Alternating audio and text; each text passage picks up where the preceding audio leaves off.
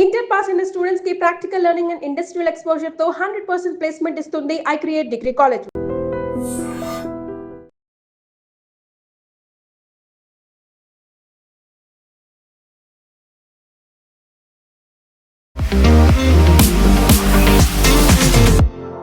నమస్తే, నేను Kavitha. Welcome to iDream News and నిజాలు. ఇరాన్ ప్రజలు చీటర్స్, లయర్స్, వాళ్ళంటే నాకు ఇష్టం లేదు, వాళ్ళందరినీ ఒకే ఒక్క క్షణంలో లేపేయొచ్చు. కాకపోతే జరగాల్సినటువంటి శాంతి చర్చల్లో పాల్గొనాల్సినటువంటి ముఖ్యమైనటువంటి లీడర్స్ కొంతమంది ఉన్నారు కాబట్టి ఆ పని నేను ఇప్పుడు చెయ్యట్లేదు. ఈ మాటలన్నవి డొనాల్డ్ ట్రంప్ నాటో సమ్మిట్లో భాగంగా ఆయన చేశారు. నెక్స్ట్ ఏం జరగబోతోంది? డొనాల్డ్ ట్రంప్ తీవ్రమైనటువంటి అగ్రెసివ్ వ్యాఖ్యలు చేస్తుంటే ఇరాన్ కూడా అదే తీవ్ర స్థాయిలో ప్రతిస్పందిస్తోంది.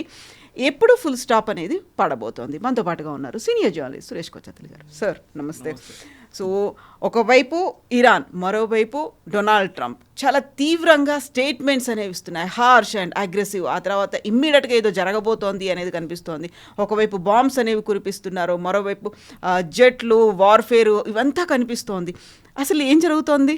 అసలు మీకు గుర్తుండి నిన్న మనం పాడ్కాస్ట్ చేసినప్పుడు half way through the podcast నేను ఒక మాట అన్నాను. ట్రంప్ ఈ సమ్మిట్ నుంచి బయటకు వచ్చిన తర్వాత, నేటో సమ్మిట్ తర్వాత ఏదో ఒక పెద్ద జరగబోతుంది అన్నాను.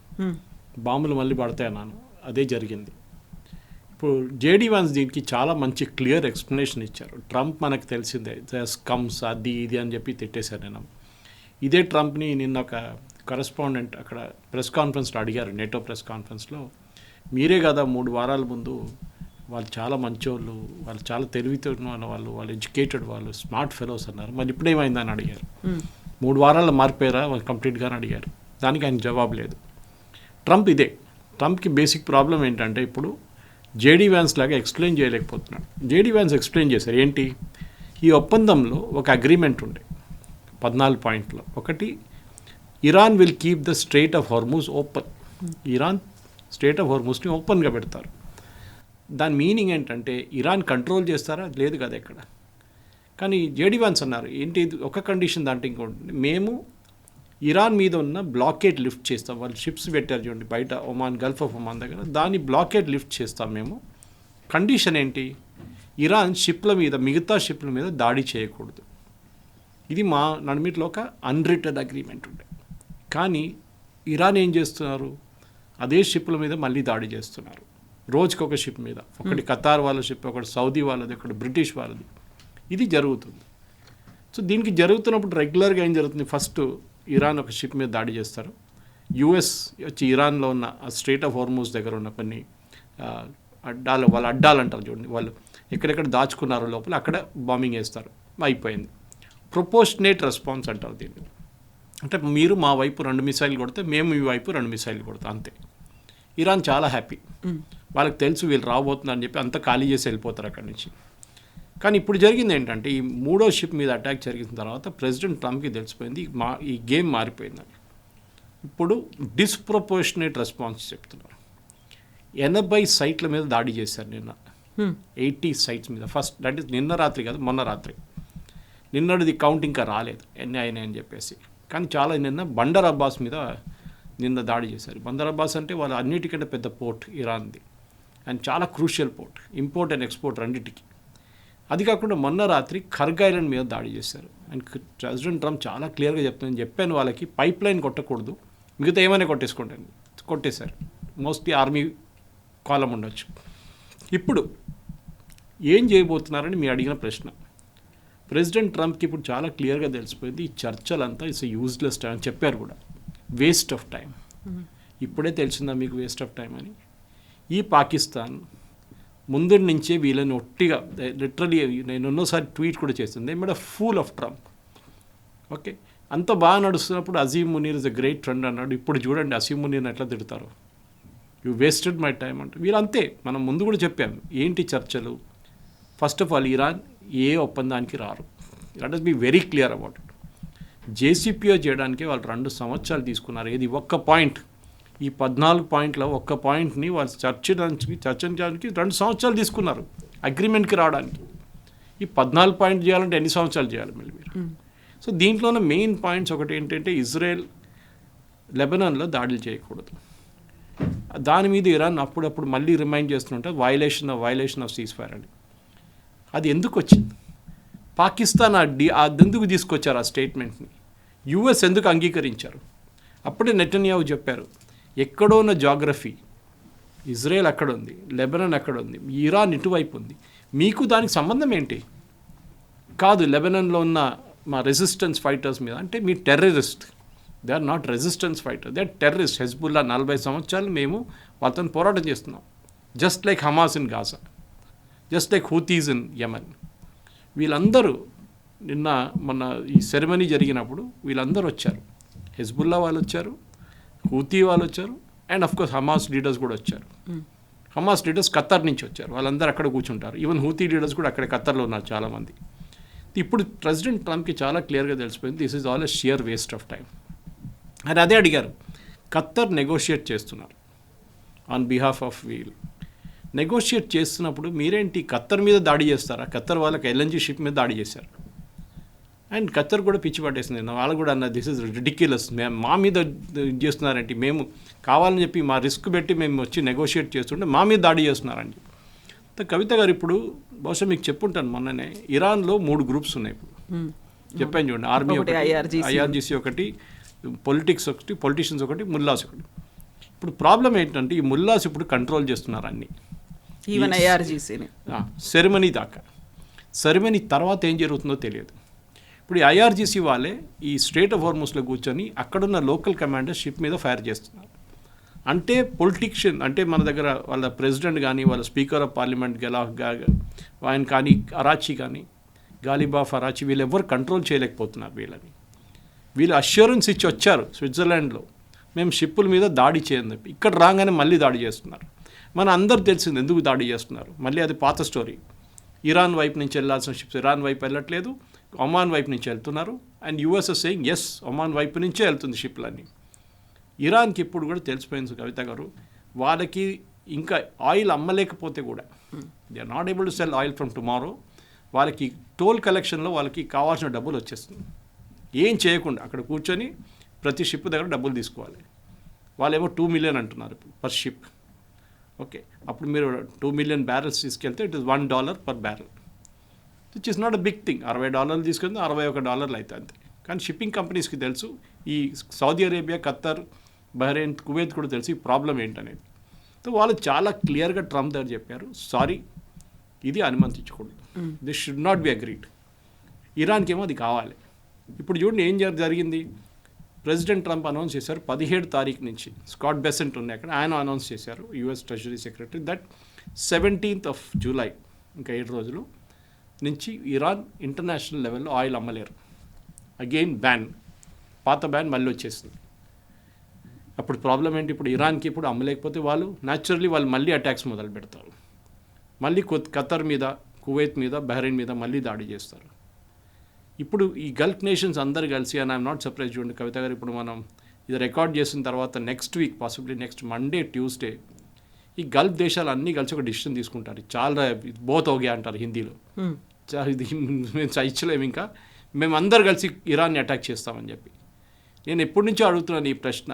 వీళ్ళ దగ్గర పెద్ద పెద్ద F-16, F-14s, తర్వాత F-35 అన్నీ కొనుక్కుంటున్నారు. వీళ్ళు ఏం చేస్తున్నారు? వాట్ ఆర్ వాళ్ళ దగ్గర ఆర్మీ ఉందంటారు. ఏం చేశారు మీ ఆర్మీ? ఏం చేస్తున్నారు మీ ఎయిర్ ఫోర్స్? అట్లీస్ట్ యుఏఈ చేశారు ఈ మార్చ్లో, ఇది ఎక్కువ పబ్లిక్ డొమైన్లో రాలేదు. మార్చ్లో జరిగిన ఒక దాడిలో యుఏఈ ఎయిర్క్రాఫ్ట్ ఇరాన్ని అటాక్ చేశారు. యుఏఈ ఎయిర్ ఫోర్స్ వాళ్ళని ట్రైన్ చేసేది ఇజ్రాయలీస్ ఇచ్చిన ఇంటెలిజెన్స్ ప్రకారం యుఏఈ ఇరాన్ మీద దాడి చేశారు. దానికోసం ఇరాన్ రెగ్యులర్గా యుఏఈని అటాక్ చేస్తూ ఉంటారు, మీరు చూసుంటారు. ఇప్పుడు ఖత్తర్ మీద అటాక్ చేయట్లేదు, కానీ నిన్న జరిగింది అటాక్ ఒకటి. ఇప్పుడు అందరు కలిసి ప్రెసిడెంట్ ట్రంప్కి చెప్పారంట, this is too much, you go all out. ఇప్పుడు ప్రెసిడెంట్ ట్రంప్ ప్రాబ్లం ఏంటంటే కవిత గారు, ఆయన ఫుల్ యుద్ధానికి వెళ్ళారు, ఎందుకు చెప్పారు కూడా, ఆ ప్రెస్ కాన్ఫరెన్స్ చెప్పారు, is it going to be a full war? No, it is not going to be a full war, but we will hit them hard. అంటే ఇప్పుడు ఏం చేయబోతున్నారంటే, ఒకటి మెయిన్ ల్యాండ్లో ఎక్కువ బాంబింగ్ ఉండదు. చెప్పారు ప్రెసిడెంట్ ట్రంప్, కావాలంటే నేను బ్రిడ్జ్లు లేపేస్తాను, పవర్ ప్లాంట్స్ తీసేస్తాను, ఈవెన్ డీసాలినేషన్ ప్లాంట్స్ కొట్టేస్తాను, కానీ ఇప్పుడు నేను చేయను. బట్ ఇప్పుడు ఏం చేయబోతున్నారంటే వాళ్ళు వెయిట్ చేస్తున్నారు నెక్స్ట్ షిప్ మీద దాడి చేయగానే మళ్ళీ ఇప్పుడు 80 కొట్టే చూడండి 160 పొజిషన్ మీద కొడతారు వాళ్ళు. దాని తర్వాత డబుల్ చేస్తారు దాన్ని. సో ఇరాన్లో ఉన్న ఆ స్ట్రేట్ ఆఫ్ హార్మూజ్ దగ్గర ఉన్న మొత్తం కోస్టల్ బ్యాటరీస్ అంటారు వీళ్ళు, డ్రోన్స్ ఉంచుకుంటారు, వీళ్ళు అండర్ గ్రౌండ్ మిసైల్ సైట్స్ ఉన్నాయి, ఇదంతా కొట్టేస్తారు, కంప్లీట్గా అమెరికా డిస్ట్రాయ్ చేసేస్తున్నారు. సో బహుశా ఇంకొక వారం లోపల వీరు ఫైరింగ్ ఆపకపోతే Iran it will be finished, దాంట్లో డౌట్ లేదు. కానీ మెయిన్ ల్యాండ్లో ఏం జరుగుతుంది, మన స్ట్రేట్ ఆఫ్ హార్మూజ్ గురించి మాట్లాడుతాం, మెయిన్ ల్యాండ్లో ఏం జరుగుతుంది, ఇరాన్ మీద ఏమైనా ఇంపాక్ట్ ఉంటుందా అని ఈ ఫ్యూనరల్ తర్వాత తెలుస్తుంది. ఫ్రైడే తర్వాత సాటర్డే సండే చాలా క్రూషియల్గా ఉండిపోతుంది, ఎందుకంటే వీళ్ళందరూ మళ్ళీ తిరిగి తెహరాన్కి వస్తారు. ఇప్పుడు వాళ్ళు నజాఫ్కి వెళ్ళారు, నజాఫ్ నుంచి వాళ్ళు కర్బలాకి వెళ్ళారు, కర్బలా నుంచి మషాద్కి వస్తారు. ఇప్పుడు మషాద్లో ఫ్యూనరల్ సెరమనీ అంతా రేపు అయిపోయిన తర్వాత they all come back by Saturday తర్వాత బాంబింగ్ మొదలైతే ప్రెసిడెంట్ ట్రంప్ లీడర్షిప్ని టార్గెట్ చేస్తారని చూడాల్సింది. ఎగ్జాక్ట్లీ. మా దగ్గర స్టీవ్ విట్కాఫ్ ఉన్నాడు, జారెడ్ కుష్నర్ ఉన్నారు, చాలా బాగా నెగోషియేట్ చేస్తున్నారు. మీ దగ్గర అసలు ఎవరున్నారు? మీ మనుషుల్ని మీరే చంపేసుకున్నారు, ఆల్మోస్ట్ 55,000 మందిని చంపుకున్నారు. అలాంటి ఒక లీడర్కు మళ్ళీ ఫ్యూనరల్ కోసం ఇంతమంది మీరు అటెండ్ అవుతూ వస్తున్నారు. అసలు ఐ పిటీ యూ, నిజంగా మీకు ఒక లీడర్షిప్ అనేది లేదు, మీకు నిజంగా ఎందుకోసం పోరాడుతున్నామో తెలియని పరిస్థితిలో మీరున్నారు. అలాంటి వాడి కోసం నేను మళ్ళీ చర్చల కోసం నేను టైం స్పెండ్ చేయాలా? ఈ రకంగా మాట్లాడాల్సినటువంటి అవసరం ఏముంది? కరెక్ట్, ఎందుకంటే ఆ ఫ్రస్ట్రేషన్ బయటకు వస్తుంది. దానికి మళ్ళీ అదే డైలాగ్ నేను తిరిగి వస్తున్నాను. మళ్ళీ ఈ చర్చలు అనేది ఫస్ట్ నుంచే ఇట్ విల్ బీ ఫెయిలియర్ అని చెప్పి ఎన్నోసార్లు చెప్పాను నేను. ఇట్ విల్ ఫెయిల్ 100%, సక్సీడ్ కాదు. ఎందుకంటే మీ పొజిషన్స్ టోటలీ డిఫరెంట్. అమెరికాకి కావాల్సింది ఒకటి, ఇరాన్ చేస్తున్నది ఇంకోటి. 47 సంవత్సరాల నుంచి ఇదే నడుస్తుంది. ఈ 47 సంవత్సరాల్లో ఒకటే ఒప్పందం మీద వాళ్ళు సైన్ చేశారు, విచ్ వాజ్ JCPOA. ఒక్కటే ఒప్పందం మీద, న్యూక్లియర్ది. మిగతా దేని మీద కూడా అమెరికా ఇరాన్ని ఫోర్స్ చేయలేకపోయారు. అది బిల్ క్లింటన్ టైం నుంచి ఉండొచ్చు, జార్జ్ బుష్ ఉండొచ్చు, ట్రంప్ ఫస్ట్ టర్మ్లో ఉండొచ్చు, బైడెన్ ఉండొచ్చు, దానికన్నా ముందు ఒబామా ఉండొచ్చు. నో అమెరికన్ ప్రెసిడెంట్ దీని మీద ప్రెషర్ తీసుకురాలేకపోతే. దానికోసం ట్రంప్ నేను చెప్తున్నా చూడండి, I'm the only American president who is doing this, ఇంకెవరు చేయట్లేదు. ప్రాబ్లం ఎక్కడ వచ్చిందంటే మొన్న నేటో సమ్మిట్లో మీరు చూసుంటారు కవిత గారు, మళ్ళీ గ్రీన్లాండ్ తీసుకొచ్చారు. It was not required at all. President Trump the mental state ఏదో ప్రాబ్లం ఉంది ఆయనకి. ఈ ఇష్యూ మొత్తం చాలా completely it is gone out of focus ఉన్నప్పుడు మళ్ళీ గ్రీన్లాండ్ తీసుకొచ్చారు. గ్రీన్లాండ్ డెన్మార్క్ది ఉండకూడదు, మాది ఉండాలి. ఎందుకు? అది అయిపోయింది కదా, ఇష్యూ సెటిల్డ్. మళ్ళీ తీసుకొచ్చారు. ఇప్పుడు ఏమైంది, యూరోపియన్ యూనియన్ రెడీగా ఉన్నారు బ్యాక్ చేయడానికి ట్రంప్ని. యుద్ధంలో మళ్ళీ వెళ్ళాలంటే లేకుంటే సపోర్ట్ చేయడానికి వాళ్ళు రెడీగా ఉన్నారు. వాళ్ళకి తెలిసిపోయింది, మేము ట్రంప్ని సపోర్ట్ చేయకపోతే it will B America versus Iran. Israel ఇప్పుడు రావట్లేదు. ఇజ్రాయెల్ అన్నారు మాకు ఫుల్ ఫ్రీ హ్యాండ్ ఇస్తే మేము వచ్చి కొడతాం, మా ఒక చేయి వెనక కట్టేసి మా దగ్గర ఫైట్ చేయమంటే మేము విల్ నాట్ డూ ఇట్. చాలా క్లియర్ ఇజ్రాయెల్ పొజిషన్. సో వీళ్ళ మైండ్ స్వీపర్స్ తీసుకురావడంలో లేకుంటే వీళ్ళ ఎయిర్క్రాఫ్ట్ని యూజ్ చేయడంలో ఉంటే ఈ యుద్ధం 5 రోజుల్లో ఫినిష్ చేయొచ్చు. ఫ్రాన్స్, జర్మనీ, ఇటలీ, UK చాలా మంచి ఎయిర్ ఫోర్స్ ఉంది వాళ్ళ దగ్గర. They can literally steamroll ఇరాన్ని. కానీ మీరు మళ్ళీ ట్రంప్ ఫస్ట్ 28 తర్వాత 40 రోజులు తర్వాత మళ్ళీ సీజ్ ఫైర్ అంటే మళ్ళీ తప్పు. You should never go for a cease fire with Iran. మీరు అదే రోజు ఫినిష్ చేస్తే 40 తర్వాత ఇంకొక 10 రోజులు ఉంటే ఇప్పుడు దాకా ఉన్న రెజీమ్ ఉండకపోతుండే. కానీ ఆ తప్పు చేశారు. Steve Witkoff and Jared Kushner అంటారు, వాళ్ళకి అసలు నెగోషియేషన్ గురించి ఏం తెలియదు కాబట్టి. They are not negotiators. వాళ్ళు కంపెనీలు నడిపిస్తున్నారు, రియల్ ఎస్టేట్ వాళ్ళు. ఇంటర్నేషనల్ డిప్లొమసీ అంటే it's a different cup of tea altogether. అది దానికి సంబంధమే లేదు. అక్కడ నెగోషియేషన్ టిపికల్లీ ఇరాన్ ఎట్లా మాట్లాడతారు చూడండి, లోపల ఒకటి వచ్చి బయటకు. He said that yesterday Trump, లోపల మేము న్యూక్లియర్ దాని గురించి మాట్లాడుకున్నాం, వాళ్ళు అగ్రీ చేశారు, కానీ బయటకు వచ్చి న్యూక్లియరా మేము మాట్లాడలేదు అంటున్నారు. That is diplomacy.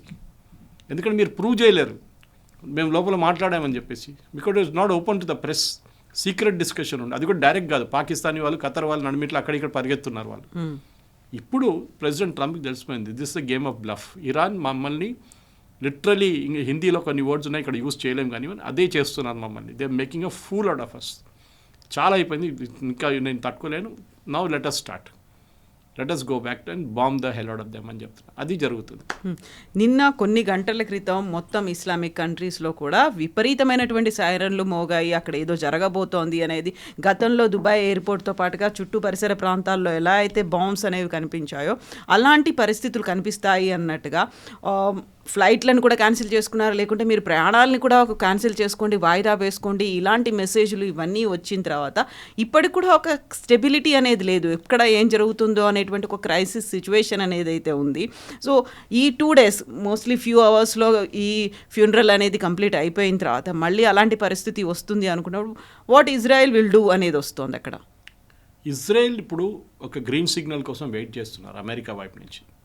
President Trump initial డేస్లో బెంజమిన్ నెటన్యాహును you are a fool, you don't know what you're doing అని చెప్పి ఇంగ్లీష్లో చాలా తిట్టారు ఆయన. ఇప్పుడు ప్రెసిడెంట్ ట్రంప్ ఇది తెలిసిపోయింది, నెటన్యాహు ఆ రోజు చెప్పింది కరెక్టే, ఈ ఇరాన్ని మీరు నమ్మలేరు, మీరు చెప్పేది అబద్ధాలు, మీరు ఒక మాట మీ ముందు అంటారు, ఇంకో మాట మీ వెనకాల ఇంకో మాట అంటారు, ఒక ఎస్ అంటారు మళ్ళీ తర్వాత నో అంటారు. The same policy they have adopted. వాళ్ళకి they are a terror sponsor, మీరు అది ఫస్ట్ అంగీకరించాల్సింది. వీళ్ళు టెర్రరిస్ట్ని స్పాన్సర్ చేస్తారు. మీరు ఆఫ్ఘనిస్తాన్ల గురించి అల్ఖైదా గురించి మాట్లాడుతున్న ముందు అది చెప్తుండే కదా.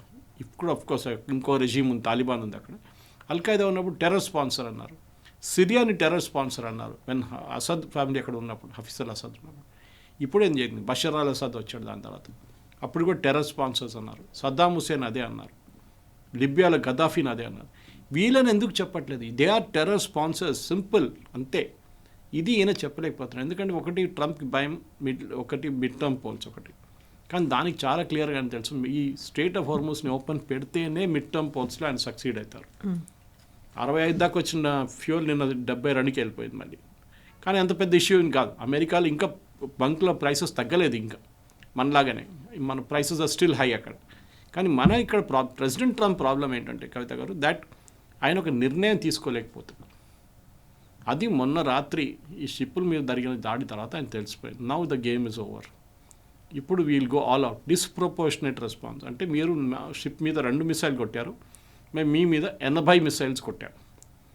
ఇప్పుడు నేను చెప్పినట్లు రేపు మళ్ళీ జరుగుతుంది. ఇప్పుడు చూడండి, లాస్ట్ 24 అవర్స్లో ఇరాన్ ఏం చేయలేదు. ఆబ్వియస్లీ తెహరాన్ నుంచి ఐఆర్జీసీ కమాండర్స్ నుంచి డౌన్ లెవెల్లో ఉన్న సీనియర్ లీడర్షిప్ నుంచి కమాండర్ లెవెల్కి ఇన్స్ట్రక్షన్స్ వెళ్ళి ఉంటుంది, don't fire at any ship. ఇప్పుడు కాదు, కొంచెం టైం తీసుకుందాం, కొంచెం టైం కూడా ఫ్యూనరల్స్ లేకుంటే తర్వాత లేదు జరగదు. ఎందుకంటే ప్రాబ్లమ్ ఇస్ డిస్ప్రపోర్షనేట్ రెస్పాన్స్ వస్తుంది. ఇప్పుడు ముందు వీళ్ళు యాంటిసిపేట్ చేస్తారు, మేము 2 కొట్టే వాళ్ళు 2 కొడతారు. అది కాదు. నవ్వు అమెరికా కూడా తెలిసిపోయింది. అండ్ వాళ్ళు ఏమంటున్నారు, మా దగ్గర ఇంకా 2 షిప్స్ అక్కడ ఉన్నాయి, aircraft carriers. Okay, Abraham Lincoln and George bush అనుకుంటా, 2 ఉన్నాయి అక్కడ already. And this INS Pakistan వాళ్ళ ట్రిపోలి కూడా ఉంది, వాళ్ళ షిప్ ఉంది అక్కడ, యుఎస్ ట్రిపోలి, అది కూడా ఇట్ ఇస్ దేర్. ఈ కార్గిల్ ఐలాండ్ మీద దాడి చేస్తారని చెప్పి ప్రెసిడెంట్ ట్రంప్ చెప్పారు చూడండి, దానికి పాసిబిలిటీ ట్రిపోలిని వాడుకుంటారు. కానీ అమెరికాకి ఎప్పుడు భయం గ్రౌండ్ ఫోర్సెస్ని అక్కడ దింపడంలో. దాంట్లో బహుశా యూరోపియన్ ఫోర్సెస్ ఒక రోల్ ప్లే చేయవచ్చు. ఎందుకంటే మొన్న అంకారాకి వెళ్ళి ట్రంప్ అయితే నేటోని విపరీతంగా తిట్టారు, మీకు తెలుసుంటుంది. దే ఆర్ నాట్ కోఆపరేటివ్, వాళ్ళు అది చేయలేదు, వాళ్ళు ఇది చేయలేదు, మేము బాంబింగ్ చేసినట్టు వచ్చి సహాయం చేయలేదు. ఒక అపాలజీ లాగా ఇప్పుడు ఒకటి మైండ్ స్వీపింగ్ వాళ్ళు చేయబోతున్నారు. ఎస్పెషలీ ఈ 2 మిడిల్లో ఉన్న ఛానల్ చూడండి, పైన ఉన్న channel goes through Iran, Qeshm island నుంచి, బాటమ్ వాళ్ళు ఇది ఒమాన్ వైపు నుంచి వెళ్తుంది. ఇట్లా నడిమిట్లో ఉన్న channel which is where the depth, back షిప్స్కి మ్యాక్సిమం డెప్త్ అక్కడ ఉంది, అక్కడ మైన్స్ వేశారు. ఆ మైన్లు తీయాల్సి వస్తుంది ఇప్పుడు. దానికి ఫ్రెంచ్ వాళ్ళు ఉన్నారు అండ్ పాసిబ్లీ జర్మన్, వీళ్ళిద్దరి దగ్గర టెక్నాలజీ ఉంది, వాళ్ళు వచ్చి చేయవచ్చు. ఈవెన్ యూకే దగ్గర ఉంది, వాళ్ళు కూడా వచ్చి హెల్ప్ చేయవచ్చు. అది చేస్తే ప్రెసిడెంట్ ట్రంప్కి ఒక రిలీఫ్ వస్తుంది. This is not an American expedition, ఇది ఒక నేటో ఎక్స్పెడిషన్ లాగా మారిపోయిందని చెప్పి. ఎందుకంటే నేటోకి ఒక కండిషన్ ఉంది, ఏదైనా నేటో దేశం మీద ఎవరైనా దాడి చేస్తే మిగతా వాళ్ళు వెళ్ళి హెల్ప్ చేయాలి. అమెరికా మీద దాడి జరిగినప్పుడు, అమెరికన్ షిప్స్ మీద కానీ అమెరికన్ బేసెస్ మీద దాడి చేసినప్పుడు వీళ్ళెందుకు నేటో ఎందుకు ముందుకు రాలేదు? ఇప్పుడు అదే ప్రశ్న అడుగుతున్నారు ట్రంప్, విచ్ ఇస్ కరెక్ట్. మీరేం చేస్తున్నారు చెప్పండి. నేనెందుకు మిమ్మల్ని మీ ఫండ్స్ మేమెందుకు ఇవ్వాలి, మేమెందుకు ఆయుధాలు ఇవ్వాలి మీకు? మేము ఇవ్వం. I will give it directly to Zelensky. నేటోకి నేను ఇవ్వను, ఇప్పటి నుంచి డబ్బులు లేవు, ఏం లేవు, మీరేం కావాలంటే చేసుకోండి. స్పెయిన్తో అసలు సంబంధమే లేదంటున్నారు ఆయన. అప్పుడు I will not have any deal, మొత్తం కట్ ఆఫ్ చేసేస్తాం మేము డిప్లొమాటిక్ అంటున్నాం. సో ప్రెసిడెంట్ ట్రంప్కి ఏంటంటే వీళ్ళు వచ్చి నేటో వచ్చేస్తే ఆయన కొంచెం బ్యాక్ సీట్ తీసుకుంటారు, దెన్ ఇజ్రాయెల్కి పర్మిషన్ ఇచ్చేస్తారు. Now you go all out. ఇజ్రాయెల్ని క్లియర్గా ఇజ్రాయెల్ దగ్గర కెపాసిటీ ఉంది వీళ్ళ లీడర్షిప్ని తీయడానికి. దాంట్లో బహుశా అమెరికా పార్టిసిపేట్ చేయరు, ఎందుకంటే మళ్ళీ అమెరికా దగ్గర వాళ్ళ పార్లమెంట్ వాళ్ళ కాంగ్రెస్కి వెళ్ళి మళ్ళీ అప్రూవల్ తీసుకోవాలి యుద్ధానికి, వార్ పవర్స్ యాక్ట్ కింద. అది తీసుకోలేరు ఇప్పుడు, ఆ పరిస్థితులు లేరు ప్రెసిడెంట్ ట్రంప్. సో ఇజ్రాయెల్ దగ్గర చెప్తారు you do what you want now, మీరు ఏది కొట్టేసేయండి. సో చర్చల కోసం ఒక టాప్ లీడర్స్ కొంతమంది అరాక్చి లాంటి వాళ్ళు కావాలి, గాలిబాఫ్ వాళ్ళు ఇలాంటి వాళ్ళు ఉండాలి అనేది అమెరికా చెప్తోంది. ఒకసారి కొట్టేస్తాము అంటోంది, ఒకసారి వెయిట్ చేస్తున్నాము ఎందుకంటే శాంతి చర్చలు ఇవన్నీ జరుగుతున్నాయని. బట్ ఇజ్రాయెల్కి కనుక కంప్లీట్ పవర్స్ ఇచ్చి మీరు లేపేయండి అంటే ఆల్ ఎలోన్ ఇజ్రాయెల్ చేయగలుగుతుందా? ఇప్పుడు వెయిట్ చేస్తూ ఉన్నారు ఆ లీడర్స్తో, ఏదో జరుగుతుంది ముందుకు వెళ్తామో అక్కడ ఏదో ఫుల్ స్టాప్ కామా ఇలాంటివి వస్తాయి అనుకున్నప్పుడు. ఫిబ్రవరి 28 202 ఎయిర్క్రాఫ్ట్ ఇజ్రాయెల్లో వేరియస్ ఎయిర్పోర్ట్స్ నుంచి టేకాఫ్ చేస్తుంది, ఎయిర్ ఫోర్స్ ఎయిర్పోర్ట్స్ నుంచి, ఇంక్లూడింగ్ బెన్ గురియాన్ వాళ్ళ సివిలియన్ ఎయిర్క్రాఫ్ట్ టెల్-అవీవ్లో. 202 ఎయిర్క్రాఫ్ట్ చిన్న అమౌంట్ కాదు. మిడ్ ఎయిర్ రీఫ్యూలింగ్ జరిగింది, ఎస్కాట్ సర్వీసెస్ ఉంది దానికి. తెహ్రాన్ దాకెళ్ళి ఇరాన్ దాకెళ్ళి మొత్తం తెహ్రాన్ ఒకటే కాదు ఇస్ఫహాన్ కొట్టారు, అన్నీ చేశారు. వాళ్ళ దగ్గర కెపాసిటీ ఉంది. వాళ్ళకి కావాల్సింది ఇంటెలిజెన్స్, అది యుఎస్ ఇస్తారు వాళ్ళకి, రియల్ టైమ్ ఇంటెలిజెన్స్ ఇస్తారు. చూడండి ఈ లీడర్ ఇక్కడ ఉన్నాడు, ఇప్పుడు ఇక్కడి నుంచి ఇక్కడ మూవ్ అయ్యాడు, you guys concentrate only on the bombing, మేము మీకు ఇంటెలిజెన్స్ ఇస్తూ వెళ్తాము, ఈ లాటిట్యూడ్ ఈ లాంజిట్యూడ్లో ఆ మనిషి ఉన్నాడు, హిట్ దమ్, దాట్స్ ఇట్. అది ఇజ్రాయెల్ చేస్తారు. దానికే ముందు లెబనాన్లో కొట్టినప్పుడు ప్రెసిడెంట్ ట్రంప్ ఒక స్టేట్మెంట్ ఇచ్చారు, మీకు గుర్తుంటుంది. ఒక టెర్రరిస్ట్, హెజ్బుల్లా టెర్రరిస్ట్ బిల్డింగ్ లోపలికి వెళ్తుంటే మొత్తం బిల్డింగ్ కొట్టాలనుందా, ఆయన టార్గెట్ చేయలేమా, ప్రెసిషన్ స్ట్రైక్ లాగా. సో ఇజ్రాయెల్ దగ్గర కెపాసిటీ ఉంది, కానీ వాళ్ళు ఏమంటున్నారంటే ప్రతి బిల్డింగ్ దగ్గర బేరూట్లో ఒక సెల్లార్ ఉంది, ఆ సెల్లార్లో మొత్తం మిసైల్స్ ఉన్నాయి. మేము కొట్టినప్పుడు ఆ బిల్డింగ్ చూడండి ఎట్లా పేలింది, కింద నుంచి బ్లాస్ట్ అయింది అది, which mean the missiles are there at the bottom of the building అన్నమాట. యూజువల్లీ మనం పైనుంచి కొడుతున్నప్పుడు బిల్డింగ్ కొలాప్స్ అవుతుంది ఇట్లా, ఇది కింద నుంచి ఇంప్లోజన్ జరిగింది. సో అన్ని మిసైల్స్ కింద ఉంది. సో ఇజ్రాయెల్ దగ్గర కెపాసిటీ ఉంది, వాళ్ళు చేయొచ్చు. కానీ ఇప్పుడున్న యుద్ధంలో ప్రెసిడెంట్ ట్రంప్ ఫస్ట్ స్టెప్స్ ఏం చేయబోతున్నారు అనేది చాలా క్రూషియల్గా ఉండబోతుంది. ఒకటి, ఆయన నేటో నుంచి రిటర్న్ వచ్చేసారు నిన్న, ఆయన ఎయిర్క్రాఫ్ట్ మార్చారు చూసారా నిన్న. ఎయిర్ ఫోర్స్ 1, 2 ఎయిర్ ఫోర్స్ 1 ఉండే, ఒకటి ఖతార్ వాళ్ళు డొనేట్ చేసింది, దాంట్లో ఆయన అమెరికా నుంచి వచ్చారు అంకారాకి, టర్కీకి. కానీ రిటర్న్ వెళ్ళినప్పుడు ఆయన పాత ఎయిర్ ఫోర్స్ 1 వాడుకున్నారు. ఎందుకు అది అర్థం కావట్లేదు. మీడియా వాళ్ళు అడిగారు why did you change your aircraft, ఆయన రిప్లై ఇవ్వలేదు దానికి. బహుశా ఏదైనా ఆయన అన్నారు చూడండి, నన్ను రేపేస్తా అన్నారు Iran, I'm the target, death to America, death to Israel and of course kill Trump. ఆయనకు ఒక భయం ఉంది, ఇప్పుడు ఏదో ఒక రోజు ఇరాన్ వాళ్ళు చేస్తారు, ఏదో మా మీద ఒక అటెంప్ట్ చేస్తారని ఒక భయం ఉండే, దానికోసం ఎయిర్క్రాఫ్ట్ మార్చారు ఆయన ఎయిర్ ఫోర్స్ 1. ఎందుకంటే అది పాత ఎయిర్ ఫోర్స్ 1లో ఇంకా కొన్ని మిసైల్స్ కానీ అది అన్ని టెక్నాలజీ ఉంది దాంట్లో, ఇది మొత్తం అప్గ్రేడ్ కాలేదు కొత్తది, ఖతార్ వాళ్ళు ఇచ్చిన aircraft. So anyway president Trump కూడా ఇప్పుడు తెలిసిపోయింది దట్ బహుశా ఆ ఫ్రస్ట్రేషన్ ఆయన మొన్న ప్రెస్ కాన్ఫరెన్స్లో చూపించారు. ఎందుకంటే ఆ ప్రెస్ కాన్ఫరెన్స్లో ఈ క్వశ్చన్ రాకపోతుండే ఇరాన్ అట్లీస్ట్, అది it was called to talk about Ukraine గురించి ఉన్న ప్రెస్ కాన్ఫరెన్స్లో ఇరాన్ వచ్చేసారు నడిమిట్ల, and that is where he made the statement, they are scums, they are that, they are this, they idiots, as if he was waiting for that question అన్నట్టుగా. Great question, I need to answer. Great question. ఈ great question అనేది politicians ఒక habit. మీరు చెప్పినట్లు అది already ముందే ఒకటి చెప్పేసి ఉంటారు, ఈ క్వశ్చన్ అడగాలి, okay, so that you ask me this question, I will tell you great question. అప్పుడు ఆ రిపోర్టర్ కూడా థ్రిల్ అయిపోతారు, ఓ నేను అడిగిన ప్రశ్న ఎంత ఇంపార్టెంట్ ఉంది. సో ఎనీవే ఇప్పుడు ఇరాన్లో జరగబోయేది ఒకటి, they have to come back from the funeral. Political Araghchi, Ghalibaf and president లేరంట, మొన్న నుంచి కనిపించలేదంట, పెజెష్కియాన్ కనిపించలేదంట. ఒక news 1 of the 2 channels carried it. ఆయన ఫ్యూనరల్ తర్వాత ఆయన కనిపించట్లేదు అని చెప్పేసి, we don't know what really happened. And Mustafa Khamenei అసలే కనిపించట్లేదు. ఈవెన్ ఈ ఫ్యూ అవర్స్లో జరగబోయేటువంటి ఫ్యూనరల్లో అటెండ్ అవుతారా లేదా? ఎందుకంటే ఇప్పుడు ఇరాన్లో ఉన్న రిలీజియస్ స్ట్రక్చర్ ముల్లాల గురించి మాట్లాడించండి, 1/3 వాళ్ళే. దాంట్లో వాళ్ళ దగ్గర 24 మెంబర్లో 12 మెంబర్ గార్డియన్ కౌన్సిల్ ఒకటి ఉంటుంది. ఈ గార్డియన్ కౌన్సిల్లో 6 మంది ఈ అలీ ఖమేనీ వాళ్ళ సెలెక్ట్ చేశారు, అలీ ఖమేనీ సెలెక్ట్ చేశారు, నాట్ ముస్తఫా. కానీ ముస్తఫాని ఎన్నుకున్నది వీళ్ళు. Even it happened with his father. Mustafa father Ali Khamenei, Ayatollah Khamenei చనిపోయినప్పుడు ఆఫ్టర్ అయతోలా ఖమేనీ ఇంకొక లీడర్ ఉండే, నేను పేరు మర్చిపోయాను, he was suppose to be the next supreme leader. Select కూడా అయిపోయారు ఆయన ఆల్మోస్ట్. కానీ ఆయన ఏదో పొలిటికల్ స్టేట్మెంట్ ఇచ్చారు ఖమేనీ వ్యతిరేకంగా ఆయన చనిపోయే ముందు. That was held up as against him and ఆయన్ని పక్కన పెట్టేశారు వీళ్ళు. ఇన్ఫ్యాక్ట్ హౌస్ అరెస్ట్లు పెట్టేశారు. దాని తర్వాత అలీ ఖమేనీని నామినేట్ చేశారు.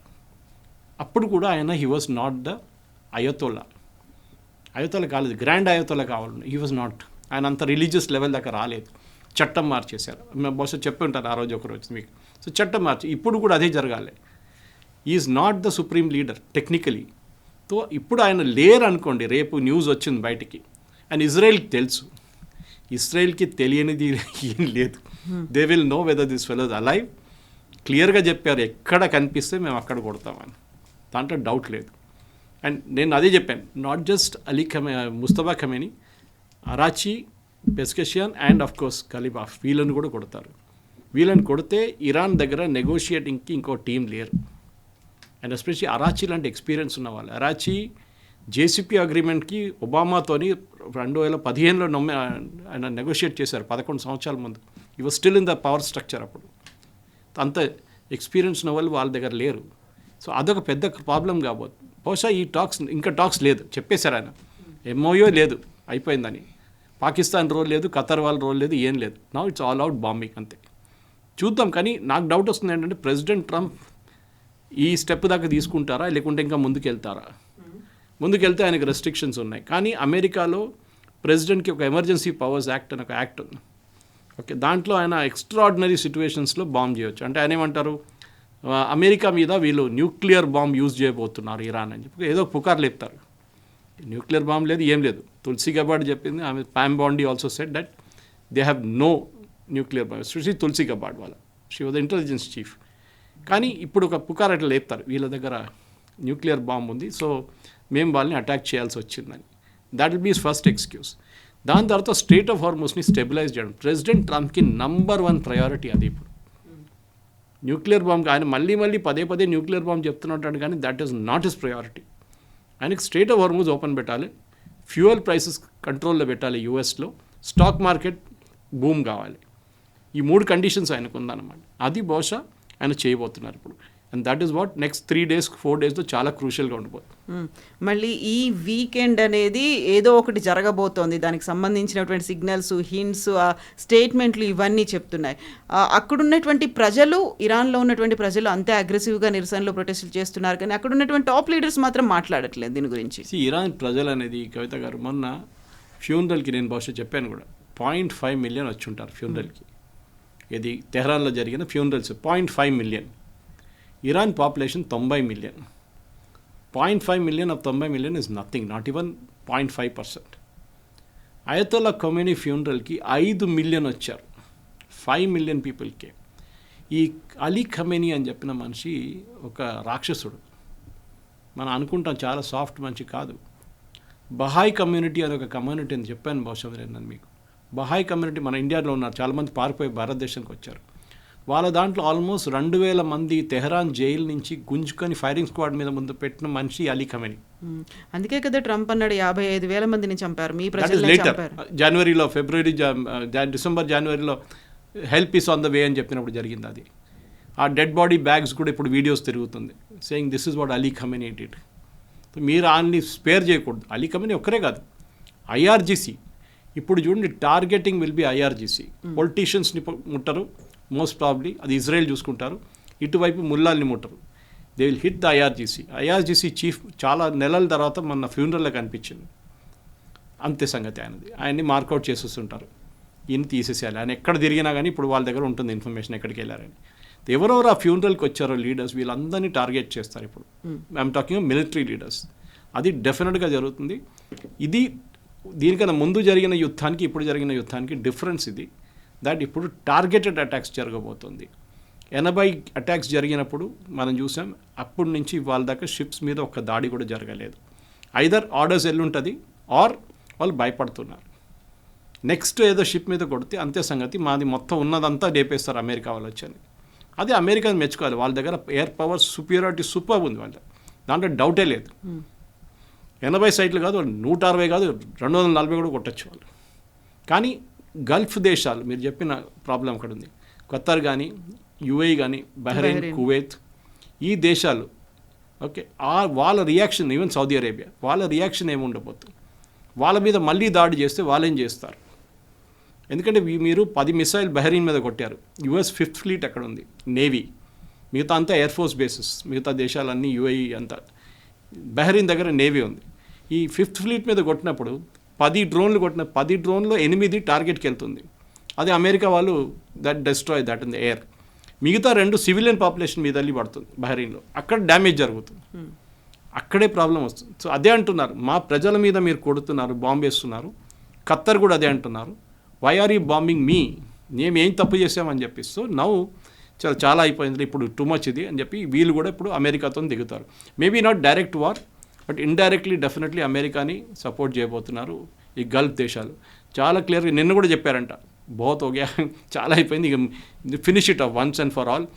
Straight of Hormuz should be open, no toll, nothing, ఏం కలెక్ట్ చేయకూడదు. సో మోస్ట్ లైక్లీ ఈ సాటర్డే కల్లా they are going to take a decision. And Saturday Sunday కూడా బహుశా ఉండొచ్చు అది. Yes sir, thank you very much.